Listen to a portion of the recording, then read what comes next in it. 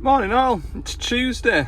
I am 12 miles into my 148 mile road trip, and I've had to pull off the motorway because my flipping Apple CarPlay disconnected, and it started doing that an awful lot, which is getting rather irritating. And no matter what I do, I can't reconnect until I cycle the ignition, turn the machine off, turn the van off, and restart it again.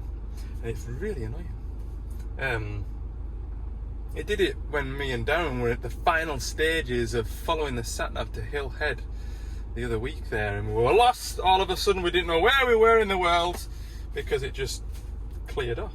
So if anybody knows anything about that, put it down in the comments. Is it a software update? It's going to Mercedes next week anyway, so I'll maybe mention it to them. Right, let's head down the road and see what we can see. We're going to go and look at a DL200, a DL200-7. It's the smallest load and shovel that they do, as long as you don't count the little DLs. But anyway, it's got a Perkins 4-cylinder engine in it, and it's got a NOx outlet sensor failure. Should be pretty simple. However, if it is the original NOx sensor, then it's done 9,000 hours. So will it come out? That's the only jeopardy today. I'll see you down there, as long as I don't have to stop again. Alright. Still haven't got my Apple CarPlay working. I've had to do it Bluetooth, because the thought of driving 2.5 hours without an audiobook, it doesn't bear thinking about. Like, it passes the time nicely. Anyway, we're here at this concrete block plant. I don't know whether I'm in Derbyshire or Yorkshire. I'm not going to tell you where I am because I don't need you lot coming to find out where these shovels are and pinching stuff. But here it is anyway, a little baby DL. Where am I going to go? I'm going to go around here and get up next to the cab somewhere. It's well cute, is this little shovel. It's a little baby thing. So it's got 120, that's the wrong one, 120, 130 horsepower Perkins engine in it. A little 4-cylinder thing.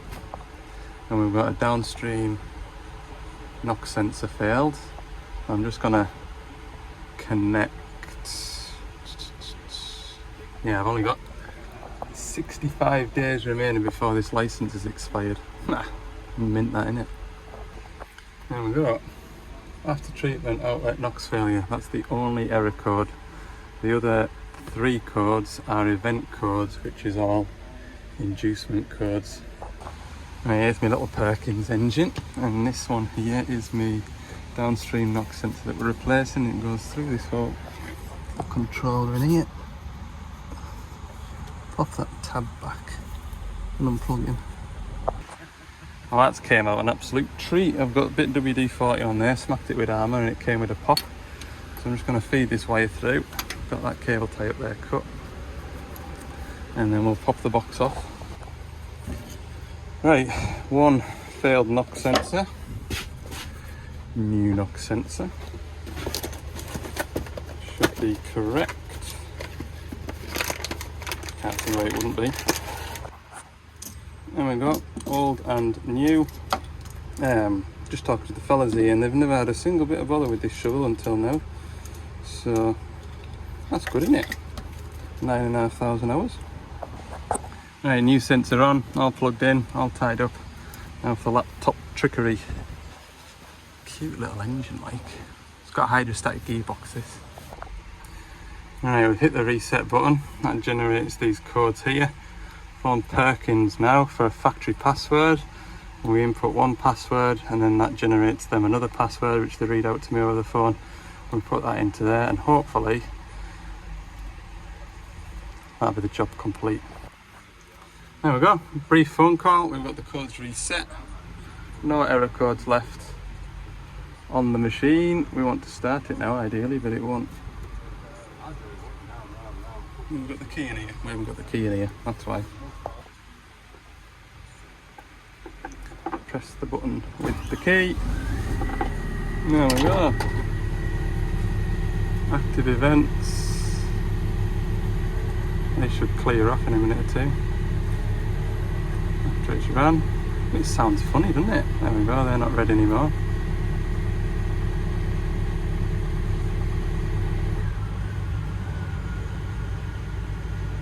Hey, all gone.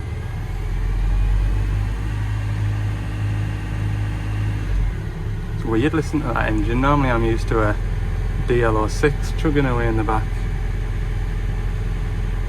Right, I'm happy with that. We've been here 40 minutes. Job complete. So a bit like a wheeled excavator, this is run or driven by hydraulic motors. So it's a hydrostatic gearbox, so there's no gear shifting. But for 9,500 hours, this thing is absolutely immaculate. Credit to the lads that run it. Hardly a mark on the back. A couple of knocks here. Fair play. That's in my way back to work. Right. Gonna be a good video this, isn't it? Straight back onto the motorway now, back up to Carlisle, 2.5 hours. It was a nice journey down here, to be fair. Motorway wasn't too bad. Just always seems to be the norm now. When you get south of Preston, it's just busy. They've got them smart motorways. So a smart motorway, for those that you don't know, is a motorway with no hard shoulder, because they make that into a live lane. So the wagons occupy the two left-hand lanes, and then car drivers doing 60 miles an hour occupy the third lane, and everybody else travelling at normal speed sits in the outside lane. And it just doesn't flow. It does not flow because people don't know how to move back into lanes once they've completed an overtaking manoeuvre. It really annoys me. Coming south of Preston is just not fun. It isn't. I'd sooner spend 2.5 hours driving up through the borders than sit on a motorway. But anyway, I have to complain about something in this video, so that's what I'm complaining about, as well as my Apple CarPlay, which needs doctoring. What have I got in my pocket? Work phone. So we'll go back up to Carlisle, and what am I doing up there? There's a DX25 to PDI that needs to be done on for Friday. I am off work tomorrow. I will be at my 7-year-old's sports day. I'm going to go to that, and I just thought by the time I've taken half a day off, might as well just take the rest of the day off, so I've done that. And then Thursday is my wife's birthday, so I've got that day off as well. So there should still be 3 videos for the week. They'll just be short. Nice folk in here. Fair enjoyed myself. I'm going to pull up in this yard somewhere out the way and see if I can get this flipping CarPlay to work while I'm having a bit of lunch. That's the stats. Door to door, as in my front door down there, and back up to that digger door. 292 miles, 45 mile an hour is the average speed, and 24.1 mpg. Ignore the travel time, because that is, well, I haven't switched the van off since leaving the house to get in here. Left it running at that job, didn't I? Anyway, DX25 is sold, and we need a green beacon on it. We also need a hitch. Oh, we also need a hitch, but that isn't here at the moment. I think my parts man Dan is away up to Dumfries for that, because he's not in the stores, so I'll have that for Friday morning. I want to get this machine to the point where I just need to chuck a couple of pipes on it and a hitch, and I can get on with the rest of the day on Friday, because I'm feeling it'll be busy with us being off Wednesday, Thursday. There may or may not be jobs to catch up with. If there's no jobs to catch up with, I'm going to get that 1,000-hour service on that high track. Okay, PDIing a new machine for a customer. First job is level check. Engine oil bang on. Paintwork's shiny as well, look. So we're safe to start it. I'm going to ignore the hydraulic oil level for now, although it looks like it will have plenty because that's that boom right up in the air, not stretched out. But the reason we're going to ignore it for now is because I'll be taking them caps off those quick hitch pipes, and we'll lose a little bit, so we'll just double check the hydraulic oil level with the hitch on. Next we'll do the hubs. I do like these level bungs in the centre, it does make it easy. Yep, a little bit of oil running out. Oh, it's starting to run out. Do the other side. That one's okay as well. Right. We'll get that big box out of there, like that. Get the machine started and we'll just chug down next to the van and start pulling panels off in here. Let's run wiring for the green beacon. Oh, feeling a bit deflated. Just had a phone call passing mine back to 3 or 4 videos ago. I was at a DL320. We were servicing it, but it had fuel rail pressure faults. Got a WhatsApp picture sent through of said shovel with fuel rail pressure faults displayed. So I've been on the telemics and it looks like, so I was there on the 29th, and from the 2nd of July it has faulted fuel rail pressure faults 2 or 3 times a day up until now, which is the 7th of July today, is it? Yes. So it's faulting. Now, there's multiple counts of fuel rail pressure loss, which on its own I would say that relief valve hasn't seated properly in that fuel rail. So I would just say, right, let's go down there with the fuel rail, fit it, job's a peach. However, there's one count of a voltage issue to the fuel pressure sensor. If you remember, we repaired that wire to the sensor plug. There's only one count of that, and that's like halfway through all these pressure faults. I'm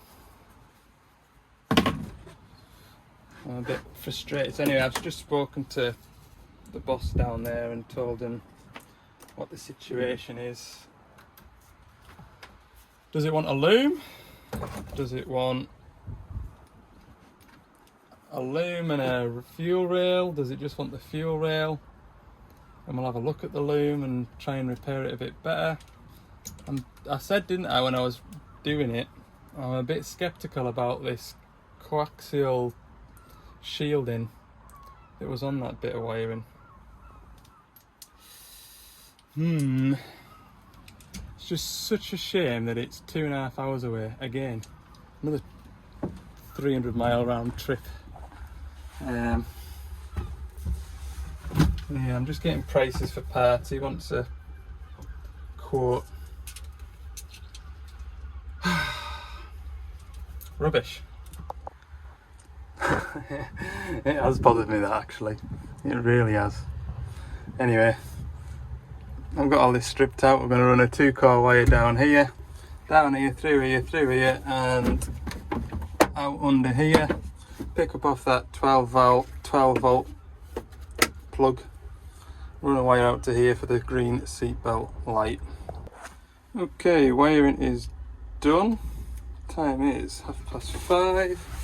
Green beacon is on. Good. I always get comments when I fit green beacons asking what are they for, and it's mostly from people that aren't in the UK. Green beacon is to demonstrate to everybody on the building site that you're working on. You've got your seatbelt plugged in. Unclick that, and that green beacon shouldn't be flashing. Yeah, good. Total waste of time. Nothing more irritating for me and seeing a green beacon flashing and nobody sat in the seat.